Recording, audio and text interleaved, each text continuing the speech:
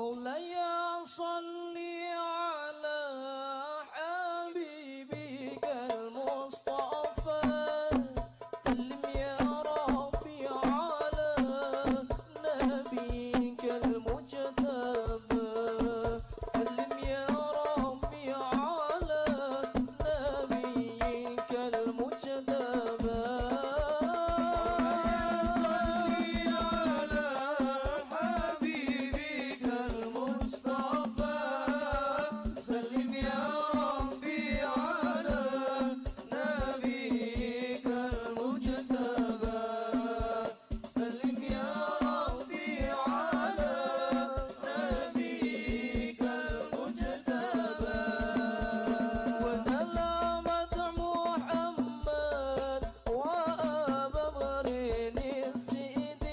Pak Prapto, Pak. Aku mau tanya itu, Pak. Nambah. Tanya apa mau menanggapi? Kalau menanggapi mau ditanggapi. Itu penjelasan apa tanggapi? Tidak harus saya ya. Tanya itu masalah pernikahan. Oh pernikahan ya, wakil masalahnya akeh. Oh judulnya terlalu. Iki wis masalah penglaris, masalah ini masalah Jawa, ini masalah. Pengen nikah Pak. Jenengan apa ya? Pengen nikah boleh Pak. Pengen lah.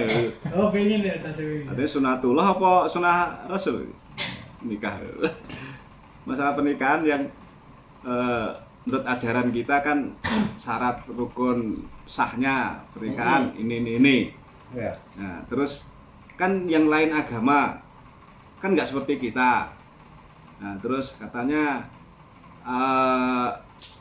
apa namanya yang tidak pernikahan sesuai dengan kita itu termasuknya zina, bagaimana ya?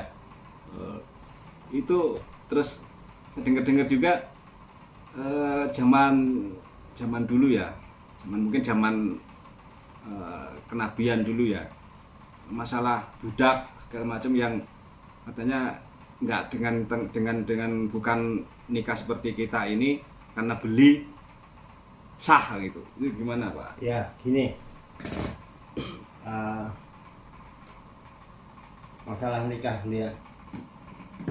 Ini yang dipertanyakan masalah nikahnya apa masalah itu ya gini. Kita di Indonesia ya Pak. Iya. Di Indonesia ini sangat penuh dengan kebinekaan. Jadi di Indonesia suku aja jumlahnya ratusan ya. Iya. Mungkin bangsa di Indonesia itu bangsa apa aja itu ada di Indonesia Pak. Iya. Sehingga baik budaya, bahasa, warna kulit, bahkan keyakinan, agama itu banyak di Indonesia. Makanya di Indonesia itu ada istilah ketuhanan. Bukan Tuhan tapi ketuhanan.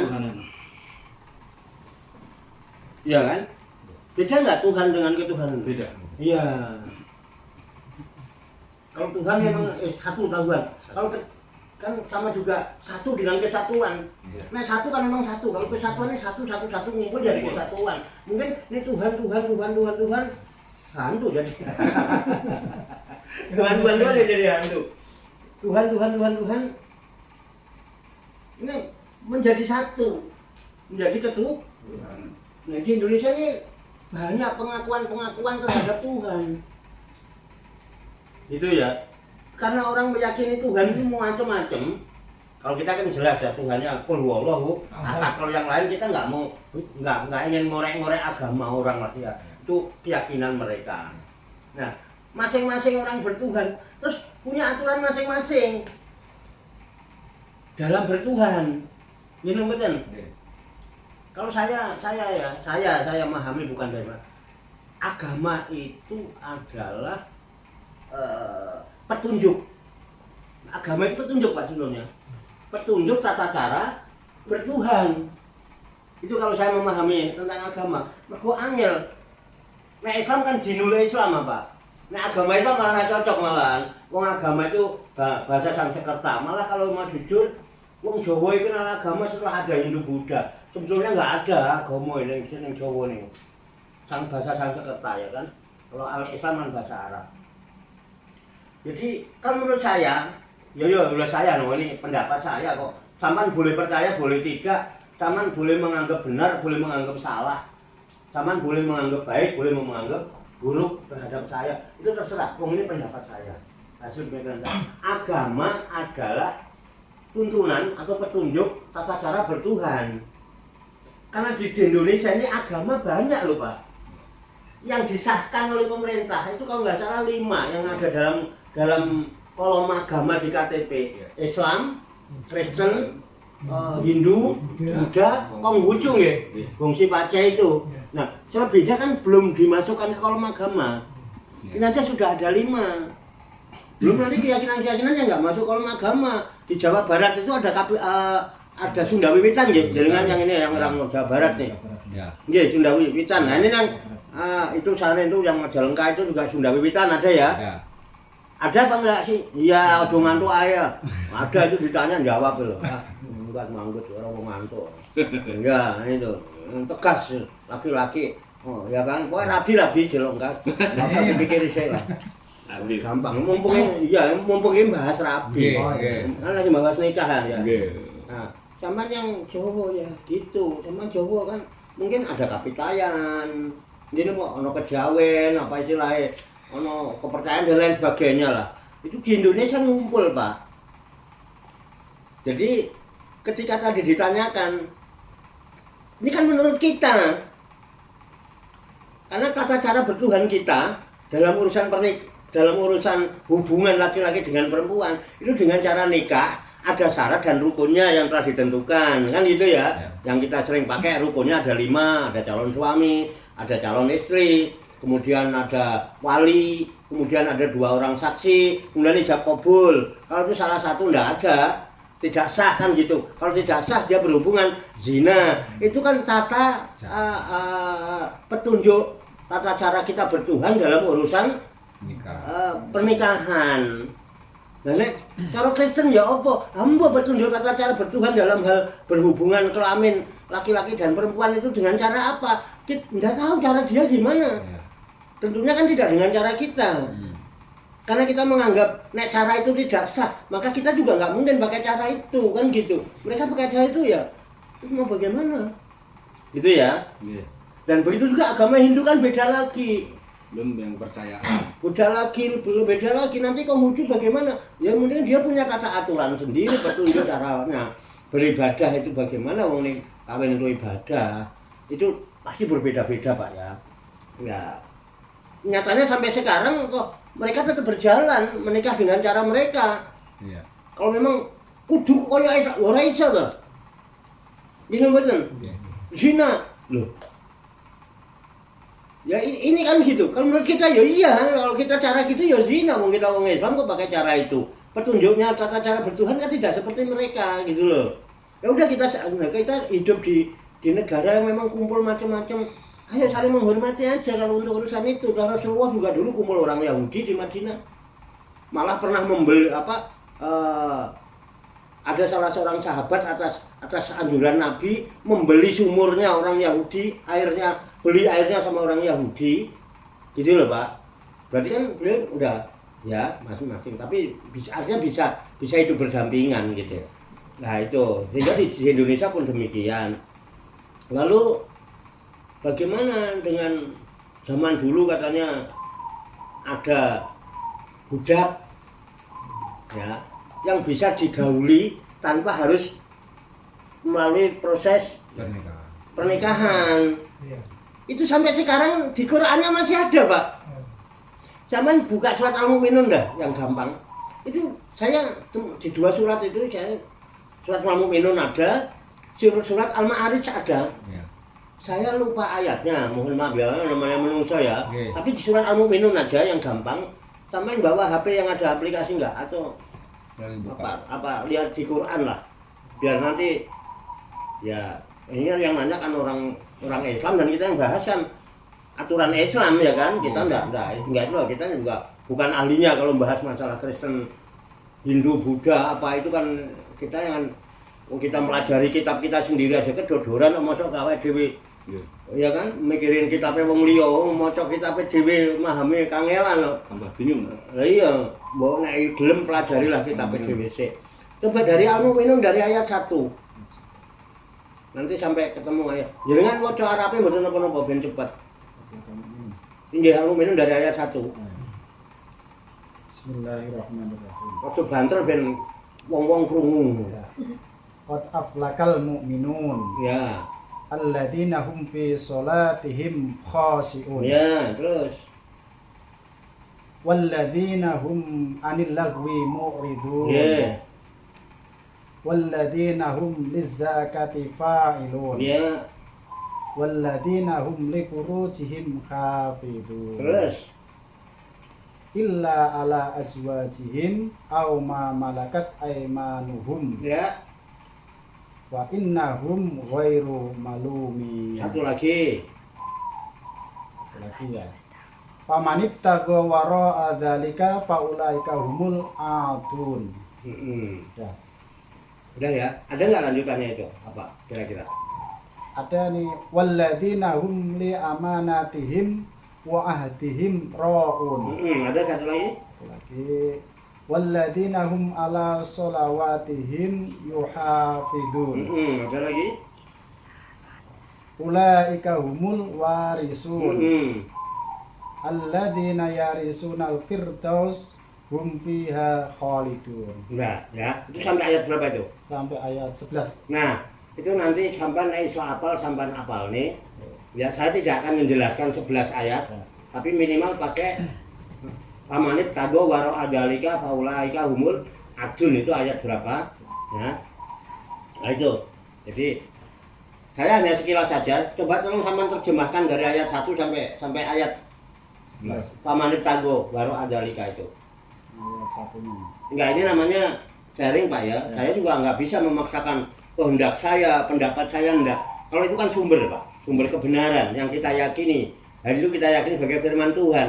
Nah, coba itu dijadikan, coba dari awal dulu, biar enak enggak? Sungguh beruntung orang-orang yang beriman. Nah, orang beriman beruntung, ya kan? Yaitu orang yang khusyuk dalam sholatnya. Orang beriman yang beruntung itu yang khusyuk dalam sholatnya. Yang nggak khusyuk, mbuh. Dan orang yang menjauhkan diri dari perbuatan dan perkataan yang tidak berguna. Nah, meninggalkan segala hal yang tidak berguna. Dan orang yang menunaikan zakat. Zakat, menjadi fa'il, pelaku zakat. Dan orang yang memelihara kemaluannya. Orang memelihara kemaluannya, Kecuali terhadap istri-istri mereka atau hamba sahaya yang mereka miliki. Maka sesungguhnya mereka tidak tercela. nah terus papanit tado, maka barang siapa Tetapi barang siapa mencari di balik itu, yaitu dalam kurung zina dan sebagainya, maka mereka itulah orang-orang yang melampaui batas. nah dah ya sampai situ aja ya, karena pertanyaannya itu Pak. Jadi ayat masih ada. Jadi kalau kita pengen menjadi orang sukses menurut Allah, menurut Al-Quran, sampai jadikan materi khutbah bisa. Nanti temanya jadikan kajian itu bisa 2 jam. Sampai besok tak tugasi ngisi jadi dosen di KMA, ngisi kuliah sab'ah. Materinya sukses menurut Al-Quran. Judulnya siapa? Qad aflaha. Sungguh sukses. Bener-bener aflaha, sukses, beruntung, menang. Siapa? Al-Mu'minun. Asal satu landasannya iman. Kalau pengen sukses, nomor 1 landasan iman dulu. Nah, wis iman ya apa? Alladzina hum, apa yang kedua? Fi sholatihim khashi'un. Nek kowe ngaku iman, salatmu kudune khusyuk. Nek ora khusyuk berarti ya iman yang dipertanyakan loh, iman model piye mbok ragu. Lho sing untung iku wong iman nek salate khusyuk. Lah nek ora khusyuk ya mungkin termasuk fawailul lil musholin, mbok ora ngerti lah ya. Itu ya. Yang ini kan betulnya gitu. Terus waladinahum anil lagwi mu'ridun. Anil lagwi mu'ridun. Orang beriman yang sukses itu adalah orang beriman yang mau meninggalkan segala sesuatu yang tidak berguna baginya. Terus dawuh Kanjeng Nabi, min husnil islamil mar'i tarkuhu mala yaknihi. Termasuk sebaik-baik keislaman seseorang itu meninggalkan segala sesuatu yang tidak bermanfaat baginya. Sampai dalam hati tak woto, aku ndelok goib ya. Cara goib tak delok. Atine sampean mesti iku ning dalam hatine sampean ngomong. kok dukun iso dalil. Ayo ngaku ya, Mas. Ayo ngaku. Wis artine sampean ngono kan? Wis ngono kan? Lho iya, aku ngerti kok. Ngerti aku. Wis gak usah ning dhuwur besane kene aku ngerti. Artimu kok dukun iso dalil ngono kan? Lah iya, tahu saya. Nggih. Oh. Lengkap ya. Hah? Oh, lengkap ya apa lho? Terus aku kok anggap dukun. Guyon nggih. Jadi itu 3. Kemudian waladinahum li furujim bukan? Li zakati. Li zakati failun. Nek kowe beriman, rezekimu itu ada haknya Allah yang wajib kau keluarkan zakatnya sesuai dengan perhitungan yang ditentukan oleh tata cara bertuhan menurut agamamu. Oh nek duwe sakmene iku ditokno sakmene, aja kakehan iku. Eman-eman, aja iku kewajibane. Nek ngakui nek ora ya terserah, gak apa-apa wong iku firman Allah dudu jariku. Terus yang selanjutnya Waladina hum li furujihim hafizun. Nah, orang beriman yang beruntung yang sukses itu adalah orang beriman yang bisa menjaga kemaluannya. Kemaluannya dijaga. Ojo disarsorno wae sembarangan di obat abetne, di opo di lho nek ngangkat ngene. Ngono kae akeh aku sering delok. Buka pintu mobil ngangkring turu ning gone ban serep ning ban ngarep lho ya.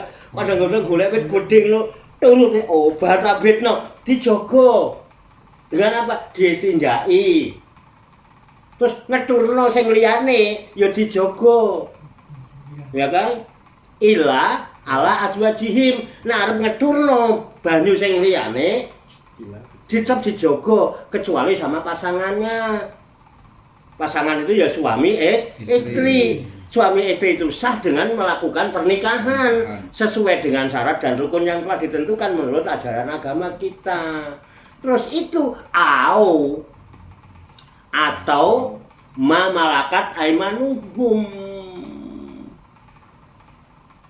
Engkau curkan kepada budak-budak yang engkau miliki, tapi budak perempuan. Aiman itu amat. Painahum ghairu malumin, itu enggak dicela oleh agama kita. Nek sampean duwe budak, enggak usah nikah.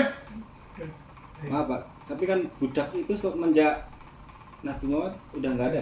Ya enggak ada memang. Loh, zaman Nabi Muhammad masih ada. Sahabat-sahabat itu suka memerdekakan budak. Oh, iya, masih. Ngawinin budak, zaman Nabi Muhammad masih ada. Ayatnya pun sekarang masih ada. Berarti kalau Ayatnya kan masih ada itu. Jadi sekarang juga kalau saya misalnya punya budak bisa dong. Loh, sapa sing arep sampean oleh budak kok endi saiki? Kan budak ono lho. Loh, memiliki budak kan ada tata caranya. Bisa kok membeli siapa orang yang mau dibeli jadi budak? Boleh. Jadi Kan enggak ada budaknya. Pembantu. Sekarang pembantu ya. Lho sing ngatur lho, gak gelem pembantu kok budaki mo kae. Pembantu ya pembantu paling bayarannya sak orang 1 juta lah. Berarti ora iso saiki. Ya 1 juta mangkat esuk mulai sore ya kan? Enggak lah, akadnya beda. Itu jasa bukan budak. Zaman dulu ada budak itu bisa didapatkan satu dari rampasan perang. Ya melalui perang itu. Kedua bisa membeli budak. Memang ada budak yang dijual. Ketiga bisa hadiah. Sampean kok duwe budak. Loh sampean rumangsa punya utang budi dengan saya atau punya merasa senang dengan saya. Nah ini Pak Warto udah ini berjasa gini. Pak Warto aku pun duwe budak. Ini tak hadiahkan kan. Oh budaknya ayu. Ya gelem aku. Tapi ora pati ayu engko dhisik mikir. Wah, wong lanang kok milih sing ayu ya. Betul enggak? Tapi pada dasarnya di zaman Nabi Muhammad Allah pun memberikan aturan-aturan dengan tadinya melaksanakan zakat tadi. Salah satu penyaluran zakat itu wafi rikob. Allah yang menentukan kefarduan. Jadi uang zakat itu bisa digunakan untuk memerdekakan budak. Jadi memerdekakan budak itu sama Allah diperintah bisa menggunakan uang zakat.